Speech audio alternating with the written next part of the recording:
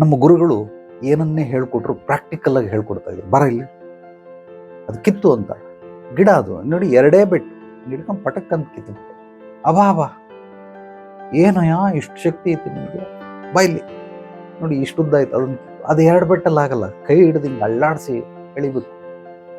First ಹಿಂಗೆ ಎಳೆದಿದ್ದಕ್ಕೆ 3 second, but ಹಿಂಗೆ ಹಾಕಿ ಹಿಂಗೆ ಎಳೆದಲ್ಲ ಇದಕ್ಕೆ 30 ಸೆಕೆಂಡ್. ಸ್ವಲ್ಪ ಗಿಡದು ವಾ ಸೂಪರ್ ಆಯ್ತು ಕಣೆಯ, ನಿನ್ನ ಹತ್ರ ಶಕ್ತಿ, ಬಾ ಇಲ್ಲಿ ಇದಕ್ಕಿತ್ತು.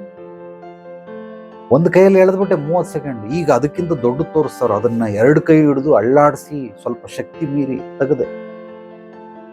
ಇದಕ್ಕೆ 1.5 ನಿಮಿಷ 2 ನಿಮಿಷ ಸಮಯ ಹಿಡಿತು.